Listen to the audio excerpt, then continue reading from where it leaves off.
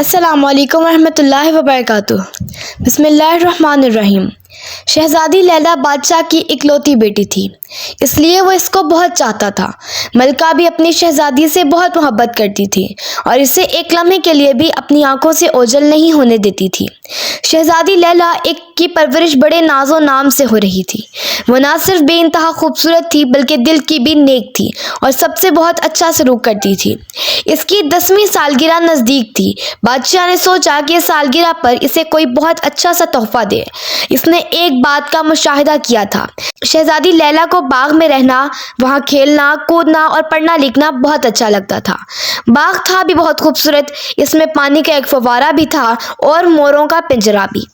اس کے شوق کو دیکھتے ہوئے بادشاہ کے ذہن میں ایک بہت ہی اچھا سا خیال آ گیا۔ اس نے اگلے ہی روز ملک کے سب سے بڑے ماہر تعمیرات شیر افگن کو بلایا اور اسے حکم دیا کہ وہ باغ میں شہزادی لیلا کا ایک ایسا کمرہ تیار کرے جسے دیکھ کر شہزادی خوش ہو جائے۔ شیر افگن نے کہا، جہاں پناہ، آپ کا حکم سر آنکھوں پر۔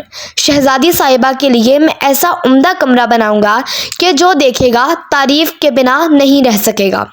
اسے دیکھ کر شہزادی بھی خوشی سے پھولا نہ سمائیں گی۔ اس کی بات سن کر بادشاہ کے ہونٹوں پر مسکراہٹ آ گئی۔ شہزادی کی سالگرہ قریب تھی، اس لیے کمرہ بنانے کا کام فوراً ہی شروع کر دیا گیا۔ بہت سارے مزدور اس کام پر لگے ہوئے تھے اور کمرے کی تعمیر پر دن رات کام ہو رہا تھا۔ اسی دوران بادشاہ کے پڑوسی ملک کے بادشاہ نے اس سے درخواست کی کہ وہ اپنے محل میں کچھ تبدیلیاں کروانا چاہتا ہے، اس لیے شیر افگن کو چند دنوں کے لیے اس کے ملک میں بھیج دیا جائے۔ شیر افگن اتنا اچھا ماہر تعمیرات تھا کہ اس کی شہرت دور دور تک پھیلی ہوئی تھی۔ عمارتوں کی بہترین تعمیر میں اسے کمال حاصل تھا۔ بادشاہ نے یہ درخواست رد نہیں کی اور شیر افگن کو حکم دیا کہ وہ جا کر اس کے دوست بادشاہ کے کام کو مکمل کرے۔ شہزادی کے کمرے کا تھوڑا سا کام ہی باقی تھا۔ شیر افگن نے راج مستریوں اور مزدوروں کو کام کے سلسلے میں چند ہدایات دیں اور چلا گیا۔ شہزادی لیلا کی سالگرہ سے ایک دن پہلے کمرہ پوری طرح تیار ہو گیا تھا۔ بادشاہ نے کمرے کا معائنہ کیا تو بہت خوش ہوا۔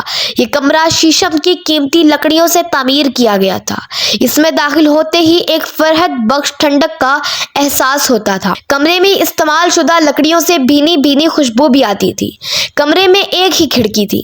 اس کھڑکی کے اوپری حصے پر کسی دھات کی چھوٹی چھوٹی رنگ برنگی نلکیاں لٹکی ہوئی تھیں۔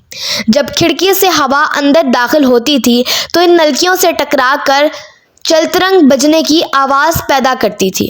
اس میں کوئی خاص تکنیک استعمال کی گئی تھی جو بادشاہ کی سمجھ میں نہیں آئی، لیکن وہ شیر افگن کو داد دیے بغیر نہ رہ سکا۔ کمرے میں ایک چھوٹا سا قیمتی اور خوبصورت بستر تھا جس پر ریشم کا گدا اور تکیے تھے۔ 3 چھوٹی بڑی کرسیاں ایک میز کے گرد رکھی تھی۔ کونے میں ایک چھوٹی سی الماری بھی تھی۔ شہزادی نے جب اتنا خوبصورت کمرہ دیکھا تو اس کی خوشی اس کی آنکھوں سے ظاہر ہونے لگی۔ اس نے بادشاہ کا بہت شکریہ ادا کیا کہ اس کی سالگرہ پر اتنا شاندار کمرہ بنا کر دیا گیا۔ اس کی سالگرہ بہت دھوم دھام سے منائی گئی اور اس میں وزیروں اور رئیسوں نے اپنے بیوی بچوں کے ساتھ شرکت کی۔ سالگرہ والے روز شہزادی کا کمرہ اس کے حوالے کر دیا گیا۔ شہزادی نے بادشاہ سے کہہ دیا تھا کہ وہ اب اسی کمرے میں رہا کرے گی۔ بادشاہ نے اس پر کوئی اعتراض نہیں کیا۔ اس نے سپاہیوں سے افسر کو بلا کر ہدایت کر دی کہ شہزادی کے کمرے کے باہر پہرے داروں کو تعینات کر دیا جائے۔ اس افسر نے 12 سپاہی شہزادی کے کمرے کی حفاظت کے غرض سے لگا دیے۔ رات کو کھانے کے بعد شہزادی لیلا بادشاہ اور ملکہ کے ساتھ اپنے نئے اور خوبصورت کمرے میں آئی۔ وہ بہت خوش تھی۔ اس کو خوش دیکھ کر بادشاہ اور ملکہ بھی بہت خوش تھے۔ تھوڑی دیر بیٹھ کر وہ دونوں کو واپس محل میں چلے گئے اور شہزادی کھڑکی کے پاس آ کر باہر دیکھنے لگی۔ کھڑکی سے پورا باغ نظر آ رہا تھا۔ باغ میں چاروں طرف طرح طرح کے خوشنما پھول کھلے ہوئے تھے، درختوں پر پھل لگے ہوئے تھے۔ رات ہونے کی وجہ سے تمام پرندے اپنے اپنے گھونسلوں میں جا چکے تھے۔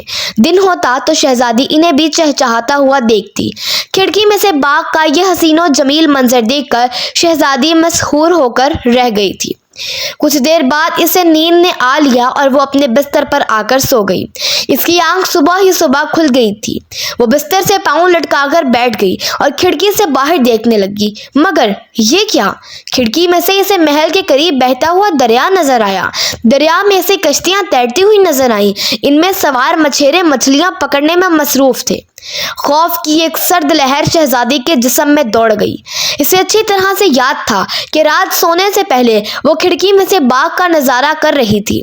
اس نے جو پھولوں کے پودے اور پھولوں کے درخت دیکھے تھے اسے اچھی طرح یاد تھے۔ اب اس کھڑکی میں سے دریا کا منظر دیکھ کر وہ حیران و پریشان ہو گئی تھی۔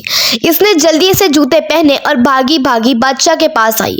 اس نے جلدی جلدی بادشاہ کو ساری بات بتائی۔ اس کی بات سن کر بادشاہ مسکرانے لگا۔ اس نے سوچا شہزادی نے کوئی خواب دیکھا ہوگا۔ اس کی بے یقینی شہزادی نے بھانپ لی تھی۔ ابا حضور، آپ کو میری بات کا یقین نہیں آ رہا، آپ خود چل کر دیکھ لیجئے۔ اس نے اس کا ہاتھ پکڑا اور اپنے ساتھ اس کمرے میں لے آئی۔ کمرے کے چاروں طرف سپاہی پہرا دے رہے تھے۔ بادشاہ کو دیکھ کر انہوں نے اسے تعظیم پیش کی۔ شہزادی اور بادشاہ جب کمرے میں داخل ہوئے تو شہزادی کے منہ سے ایک ہلکی سی چیخ نکل گئی۔ کھڑکی میں سے اب اسے محل کے قریب جو پہاڑیاں تھیں وہ نظر آ رہی تھیں۔ پہاڑیوں پر بے تحاشا جھاڑیاں اگی ہوئی تھیں اور چند چرواہے وہاں اپنی بھیڑ بکریاں چرا رہے تھے۔ بیٹی، تم تو کہہ رہی تھی کہ کھڑکی میں سے دریا نظر آ رہا ہے، مگر یہ تو پہاڑیاں ہیں، بادشاہ نے شہزادی سے کہا۔ اس وقت دریا ہی نظر آ رہا تھا، شہزادی بے بسی سے بولی۔ چلو اب محل میں چلتے ہیں، دربار کا بھی وقت ہو رہا ہے، یہاں پھر بعد میں آئیں گے، بادشاہ نے شفقت سے شہزادی کے سر پر ہاتھ پھیرتے ہوئے کہا۔ شہزادی سوچ میں ڈوبی اس کے ساتھ چل پڑی۔ محل میں پہنچ کر بادشاہ تو دربار میں چلا گیا۔ شہزادی نے پوری داستان ملکہ کو سنا دی۔ ملکہ کو یقین تھا کہ شہزادی جھوٹ نہیں بولتی۔ وہ سوچ میں پڑ گئی کہ معاملہ کیا ہے۔ تھوڑی دیر بعد وہ بولی، مجھے کچھ گڑبڑ لگ رہی ہے، اب تم اکیلی اس کمرے میں مت رہنا،